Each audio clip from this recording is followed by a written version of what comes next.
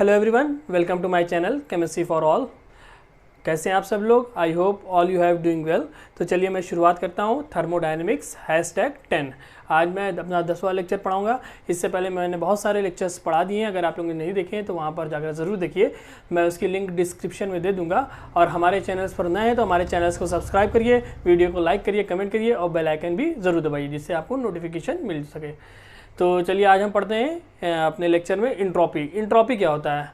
तो बहुत सारे बच्चों को कन्फ्यूज़न होता है कि एंथैल्पी क्या है, इंट्रॉपी क्या है, फर्स्ट लॉ क्या है, सेकंड लॉ क्या है, गिब्स फ्री एनर्जी क्या है। तो मैंने एकदम इजी वे में आप लोग को समझाने की कोशिश करी है। एकदम मतलब आपको एक अच्छे से एग्जांपल से बहुत अच्छे तरीके से आपको मैंने हर टॉपिक समझाया है। तो आपको अगर इंट्रॉपी भी नहीं पता है, आपको सेकंड लॉ भी नहीं पता है, आपको फर्स्ट लॉ भी नहीं पता है, तो मेरे प्रीवियस वीडियो में जाइए और ज़रूर देखिए, आपको एकदम कॉन्सेप्ट क्रिस्टल क्लियर होगा। तो चलिए अब पढ़ते हैं इंट्रॉपी। तो इंट्रॉपी क्या होता है? जैसे कि आप लोग ने पता होगा, आप लोग को पता होगा व्हाट इज़ द इंट्रॉपी। तो इससे पहले मैंने पढ़ाया अभी 9 लेक्चर में, उसमें मैंने बताया स्पॉन्टेनियस। स्पॉन्टेनियस क्या होता है? अगर आप स्पॉन्टेनियस समझ जाएंगे तो इंट्रॉपी समझने में आप लोग के लिए आसानी रहेगा। तो देखिए स्पॉन्टेनियस कौन सा प्रोसेस होता है? स्पॉन्टेनियस एक ऐसा प्रोसेस होता है जो खुद ब खुद हो जाए, यानी हैपेंड इटसेल्फ, यानी अपने से हो जाए। उस प्रोसेस को हम लोग क्या बोलते हैं? उस प्रोसेस को हम लोग बोलते हैं स्पॉन्टेनियस। ठीक है, तो स्पॉन्टेनियस एक ऐसा प्रोसेस है जो खुद ब खुद हो जाए। ठीक है, या फिर हम थोड़ा सा एफर्ट करें और वो हो जाए। जैसे हम आग है तो उसमें थोड़ी सी चिंगारी लगाएंगे तो आग ऑटोमेटिक जल जाएगी।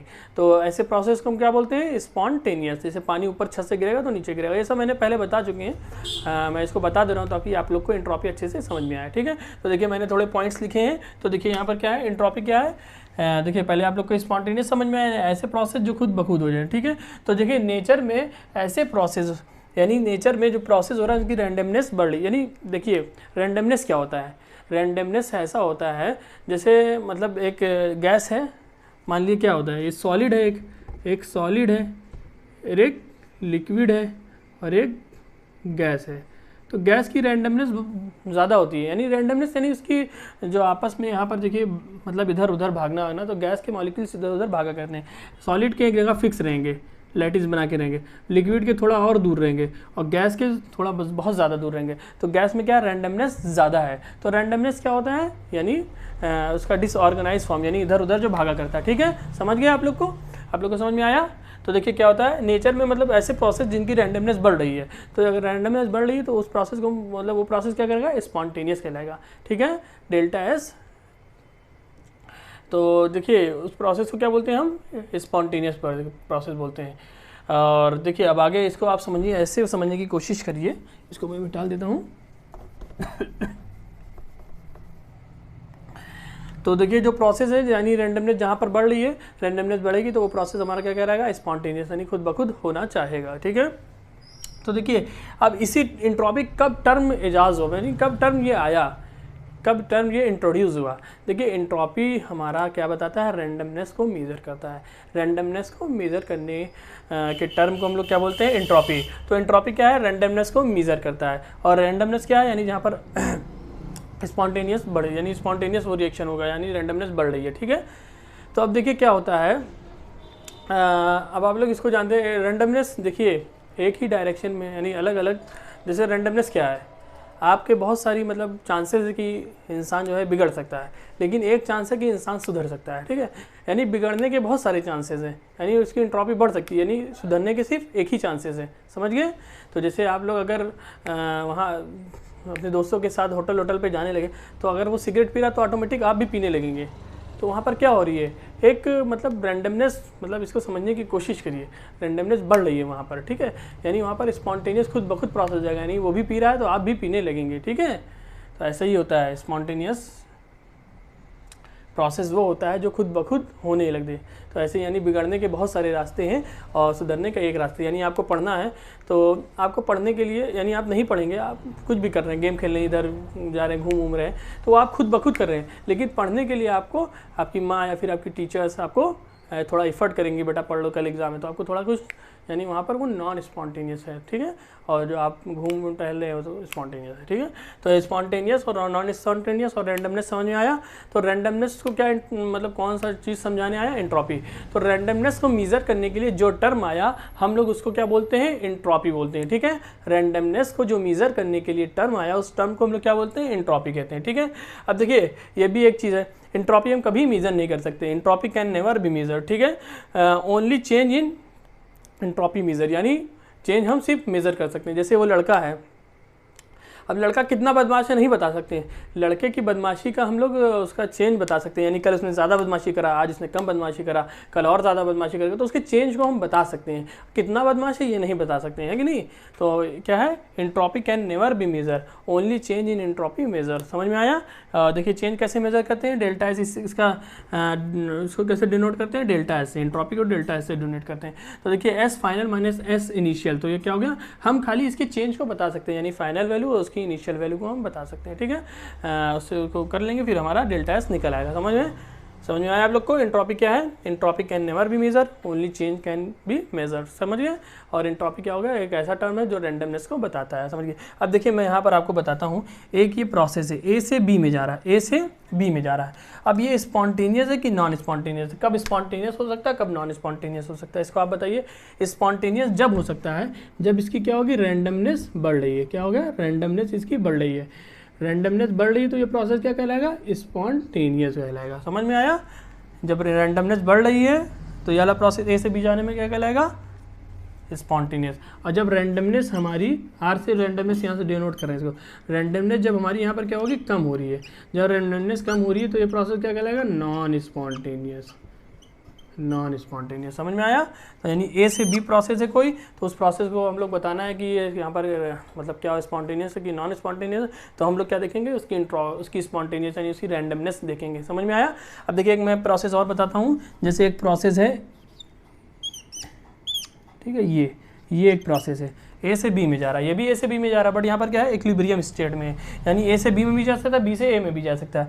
तो इसकी डेल्टा एस क्या होगी, इसकी डेल्टा एस यानी इसका एंट्रोपी चेंज क्या होगा, जीरो होगा। समझ में आया।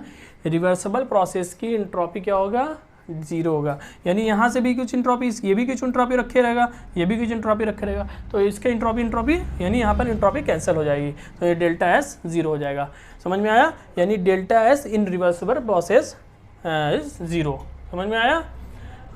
और एक ऐसा प्रोसेस है, पूछ सकता है कि इसकी रैंडमनेस मतलब इसमें स्पॉन्टेनियस है नॉन स्पॉन्टेनियस है, तो हम लोग चेक करेंगे कि रैंडमनेस बढ़ रही है कि घट रही है, डेल्टा एस पॉजिटिव है, डेल्टा एस नेगेटिव है, डेल्टा एस पॉजिटिव रहेगा तो वहाँ पर हमारा प्रोसेस रैंडमनेस उसकी बढ़ेगी और हमारा वो प्रोसेस स्पॉन्टेनियस कहलाएगा। ठीक है, तो इतना टर्म आप लोग को समझ में आया एंट्रोपी का। तो इसकी आप लोग स्क्रीनशॉट लीजिए फटाक से, फिर मैं अपना इसके कुछ और भी इसके जो इंपॉर्टेंट पॉइंट्स हैं वो लिखाता हूँ और कुछ और एक आध चीज़ और बहुत ही इंटरेस्टिंग बताता हूँ। ठीक है, तो हमारी वीडियो लास्ट तक जरूर देखिए और हमारे चैनल पर नया है तो चैनल को सब्सक्राइब करिए। चलिए इसकी स्क्रीनशॉट लीजिए, फिर मैं नेक्स्ट बताता हूँ आप लोग को।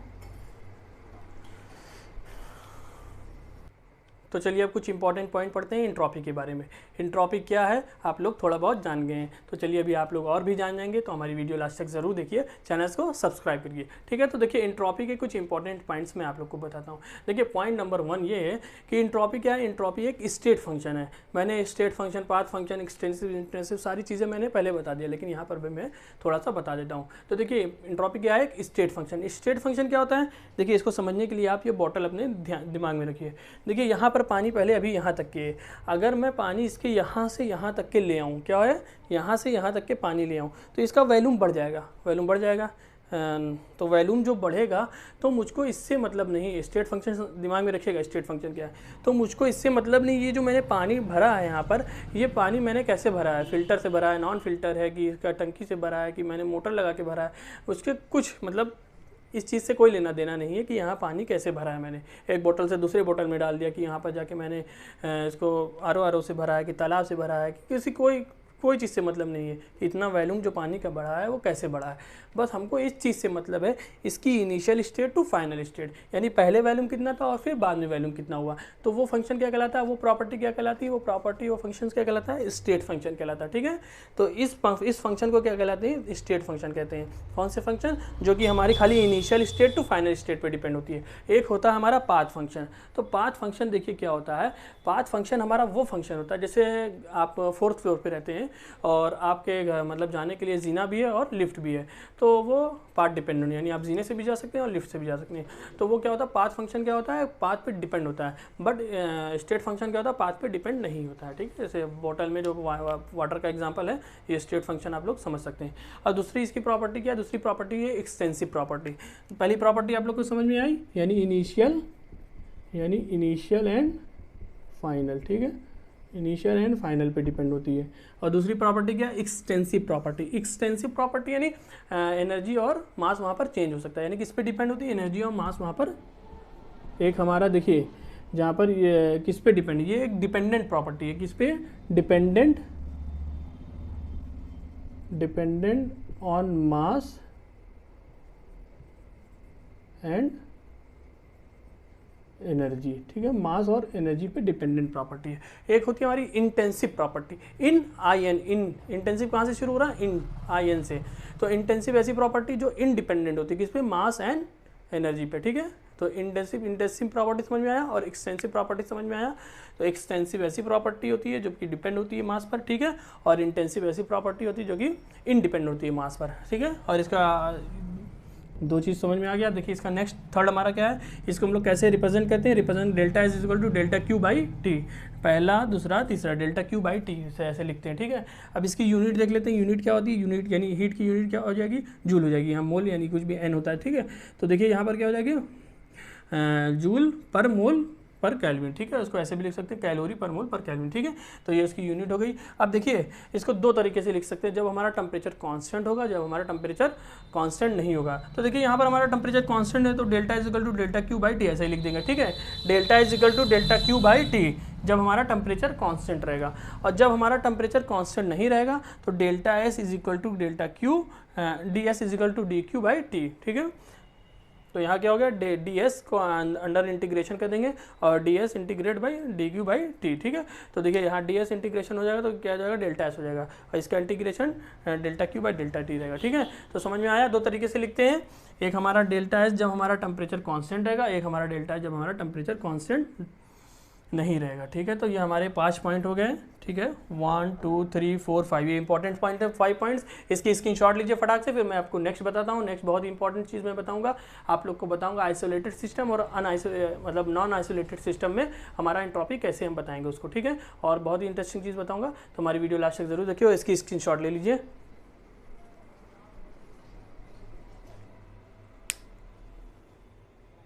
चलिए पढ़ते हैं entropy in isolated system and entropy in non isolated system. देखिए दोनों में होता क्या है, यहाँ पर देखिए ये बना हुआ है, ये गैस ए है, ठीक है, ये गैस बी है, ये गैस ए है, ये गैस बी है। अभी यहाँ पर पिस्टन लगा हुआ है, ठीक है, पिस्टन लगा हुआ है जिसकी वजह से गैस मिक्सचर नहीं। यहाँ पर आइसोलेटेड सिस्टम है, देखिए एकदम क्लोज सिस्टम है, ना एनर्जी बाहर आ रही है ना हीट अंदर बाहर आ रही है, ठीक है, एकदम क्लोज सिस्टम है, यानी एक आइसोलेटेड सिस्टम है, ठीक है।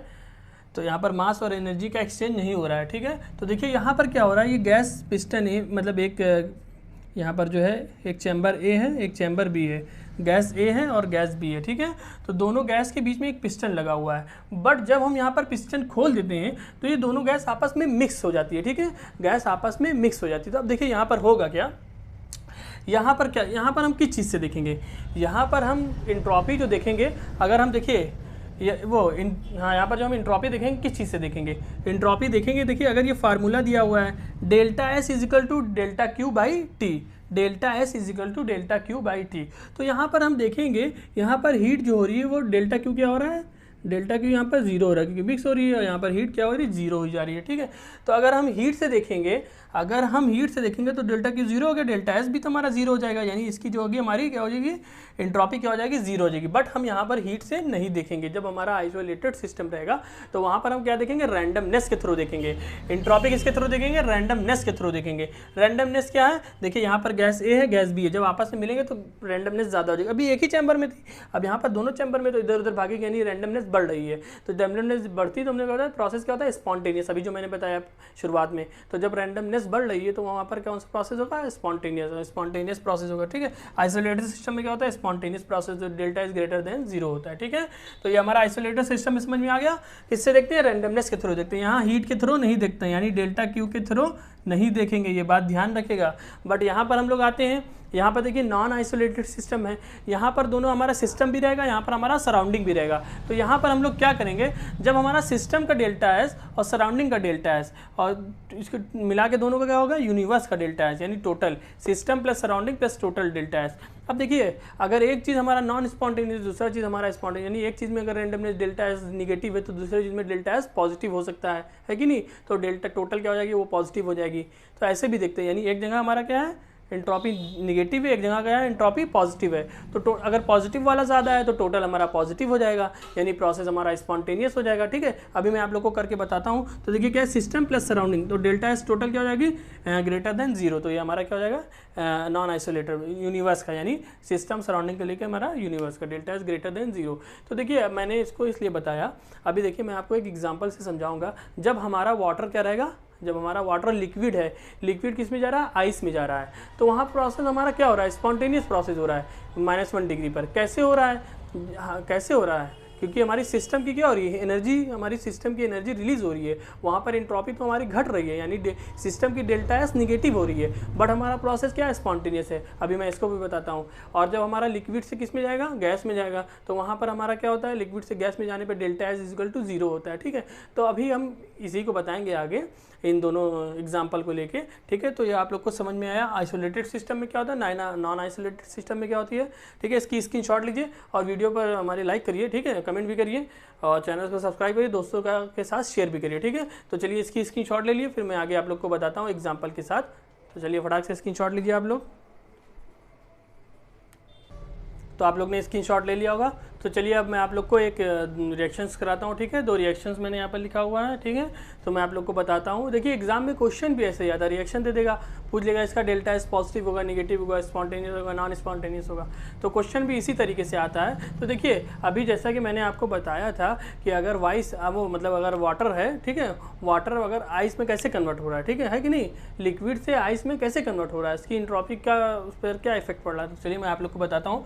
देखिए एक तरफ मैंने H2O लिया है, लिक्विड स्टेट में आइस स्टेट में चेंज हो गया, और दूसरा रिएक्शन जो लिया हमने वाटर लिया है लिक्विड में, वो गैसेस स्टेट में। बट यहाँ पर हमारा क्या इक्विलिब्रियम, यहाँ पर नॉन इक्विलिब्रियम में है। ठीक है, यहाँ पर हमारा रिवर्सिबल है, यहाँ पर नॉन रिवर्सिबल है। ठीक है, तो देखिए क्या हो रहा है, अगर है हमारा क्या है लिक्विड में, लिक्विड किस में चेंज हो रहा है, आइस में, यानी वहाँ से हमने क्या किया, हीट को रिलीज़ किया है, हीट को रिलीज़ किया है, हीट को हमने क्या करा है, हीट को रिलीज़ करा। हीट को रिलीज़ करने से क्या होगा, हीट को रिलीज़ करने से वाटर आइस में चला जाएगा। ठीक है, हीट को रिलीज़ करने से वाटर आइस में चला गया। तो देखिए फार्मूला क्या था, delta is equal to delta Q by T. तो यहाँ क्यू क्या हो जाएगा, क्यू निगेटिव हो जाएगा। क्यू जब निगेटिव होगा तो डेल्टा एस भी क्या हो जाएगा, निगेटिव हो जाएगा। ठीक है, तो डेल्टा एस सिस्टम का क्या हो गया, निगेटिव हो गया, यानी delta S lower than zero हो गया। तो ये तो नॉन स्पॉन्टेनियस है। लेकिन हमारा ये होता है ना -1 डिग्री सेल्सियस पे, -1 डिग्री सेल्सियस पे लिक्विड आइस में चेंज हो जाता है।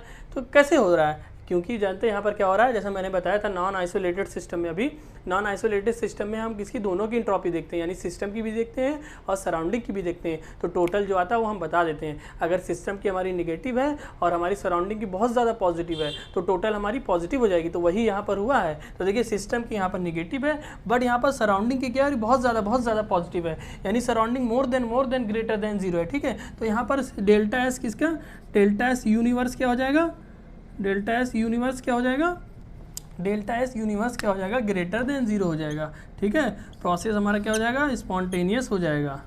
समझ में आया, क्योंकि एक हमारा नॉन स्पॉन्टेनियस है, यानी एक हमारा निगेटिव है। अगर एक हमारा निगेटिव, एक हमारा बहुत ज़्यादा पॉजिटिव है, हमारा बहुत ज़्यादा पॉजिटिव है, तो पॉजिटिव का एक इफेक्ट ज़्यादा रहेगा, जिसकी वजह से ये बराबर डेल्टा एस यूनिवर्स क्या हो जाएगा, ग्रेटर देन जीरो हो जाएगा, यानी ये हमारा प्रोसेस स्पॉन्टेनियस हो जाएगा। ठीक है, यहाँ पर हमारा क्या हो रहा है, स्पॉन्टेनिटी बता रहा है ये प्रोसेस कैसे हो रहा है। तो समझ में आया, ये हमारा क्या नॉन आइसोलेटेड सिस्टम जो भी मैंने बताया था, एक होता है आइसोलेटेड, एक होता है नॉन आइसोलेटेड। तो वहाँ पर हम कैसे देखते हैं, आप लोग को समझ में आया। देखिए मैंने आप लोग को कितनी आसान तरीके से समझाया। एक एग्जांपल ये है जहाँ पर हमारा H2O किस में चेंज हो रहा है, गैस में, बट हमारे यहाँ पर क्या इक्विलिब्रियम स्टेट है। हमने अभी बताया था अगर हमारा क्या होता है, इक्विलिब्रियम होता है तो हमारा वहाँ पर क्या होता है, रिवर्सिबल अगर हमारा होता है तो डेल्टा एस क्या होता है, जीरो होता है। ये मैंने अभी आपको बताया था। इसकी भी कुछ एंट्रोपी होगी, इसकी भी कुछ एंट्रोपी होगी, मिलकर हमारा जीरो हो जाएगी। बट कैसे हो रहा है ये देखिए, यहाँ पर क्या हो रहा है, लिक्विड क्या हो रहा है, गैस में चेंज हो रहा है। लिक्विड गैस में कब चेंज होगा, जब कुछ हमारी हीट एब्जॉर्ब करेगा। जब हीट एब्जॉर्ब करेगा तो यहाँ पर जब हीट एब्जॉर्ब करेगा तो क्या हो जाएगा, ये डेल्टा क्यू क्या हो जाएगा, पॉजिटिव हो जाएगा। डेल्टा क्यू क्या हो जाएगा, पॉजिटिव हो जाएगा। इस वाले इस वाले इक्वेशन में डेल्टा क्यू पॉजिटिव हो जाएगा, और जब डेल्टा क्यू पॉजिटिव हो जाएगा तो डेल्टा एस सिस्टम क्या हो जाएगा, ये भी पॉजिटिव हो जाएगा। वही चीज़ लिखा है, यहाँ पर नेगेटिव हो रहा था, यहाँ पर पॉजिटिव हो रहा है। तो देखिए सिस्टम क्या हो जाएगा, यहाँ पर क्या होता है, यहाँ पर सिस्टम क्या हो रहा था, लोअर देन जीरो होता है यानी नॉन स्पॉन्टेनियस, बट यहाँ सिस्टम क्या हो रहा है, स्पॉन्टेनियस हो रहा है, यानी सिस्टम क्या हो रहा है, ग्रेटर देन जीरो हो रहा है। तो यानी delta S greater than zero, यानी हमारा स्पॉन्टेनियस प्रोसेस होगा। बट इन सराउंडिंग में क्या है, सराउंडिंग क्या है, सराउंडिंग भी हमारा क्या है, सराउंडिंग यहाँ पर delta S lower than zero है, जिसकी वजह से डेल्टा यूनिवर्स की क्या हो जाएगी, delta S universe, delta S universe की क्या हो जाएगी, जीरो हो जाएगी। समझ में आया। अगर यहाँ पर एक, यहाँ पर हमारी देखिए क्या है, delta S greater than zero, यानी अगर एक पॉजिटिव है और यहाँ पर एक निगेटिव है तो दोनों कट के हमारा क्या जाएगा, जीरो। बट यहाँ पर देखिए क्या था, एक निगेटिव तब कहीं मोर देन जीरो है कि नहीं, मोर देन पॉजिटिव है। समझ में आया। तो यहाँ पॉजिटिव का इफेक्ट ज़्यादा था, यहाँ पर दोनों इक्वल है, समझ गए। तो यहाँ डेल्टा एस यूनिवर्स की क्या हो जाएगी, जीरो हो जाएगी। समझ में आया कैसे जीरो हो रही है, यहाँ पर कैसे ग्रेटर देन जीरो हो रही है। ये हमारा स्पॉन्टेनियस है, ये नॉन स्पॉन्टेनियस प्रोसेस है, ये हमारा क्या है, एक इक्विलिब्रियम प्रोसेस है। तो उस प्रोसेस में डेल्टा एस क्या होता है, जीरो होता है। समझ में आया एंट्रोपी चेंज कैसे क्या क्या हो रहा है यहाँ पर। मज़ा आया पढ़ने में दोनों इक्वेशन में। ऐसे ही क्वेश्चन एग्जाम में पूछ लेता आपको फंसाने के लिए, तो थोड़ी थोड़ी चीज़ को आपको ध्यान में रखना होगा, ये फार्मूला ध्यान में रखना होगा, और कैसे निकालते हैं उस चीज़ को आपको ध्यान में रखना होगा। और एग्जाम में क्वेश्चन पूछ सकता है आपसे, ठीक है। आपसे क्वेश्चन ऑब्जेक्टिव में पूछ सकता है, इसका डेल्टा एस बताइए कैसे, कोई भी नीट वगैरह में, जेई वगैरह में, ठीक है, बहुत सारे एग्जाम्स, जेई एडवांस वगैरह में और भी यूनिवर्सिटी एंट्रेंस में ऐसे पूछ सकता है। एग्ज़ाम में भी आपके आ सकता है, ठीक है। 12th के एग्ज़ाम में भी, मतलब 11th के एग्ज़ाम में भी आ सकता है, ठीक है। तो ये हमारा थर्मोडायनेमिक्स 11th का चैप्टर बहुत मतलब लास्ट कगार पे अपने पहुंच चुका है। अब मेरा खाली गिब्स फ्री एनर्जी बाकी है, ठीक है। तो थर्मोडायनेमिक्स साल टोटल समझ लिए ख़त्म हो चुका है। तो आप हमारे चैनल्स पर नए हैं तो हमारे चैनल्स को सब्सक्राइब करिए, और हमारी थर्मोडायनेमिक्स की पिछली वीडियो पूरी जाकर देखिए, आप लोग को पूरा थर्मोडायनेमिक्स एकदम समझ में आएगा, ठीक है। तो हमारे चैनल को सब्सक्राइब करिए और दोस्तों के साथ शेयर ज़रूर करिए, और हमारे लाइव वीडियो को लाइक करिए, कमेंट करिए, बेल आइकन भी दबाइए, जिससे आपको नेक्स्ट वीडियो की नोटिफिकेशन आपके मोबाइल में मिल सके। तो चलिए मिलते हैं फिर नेक्स्ट वीडियो के साथ, तब तक के अपना ख्याल रखें और हमारे चैनल्स को सब्सक्राइब करें।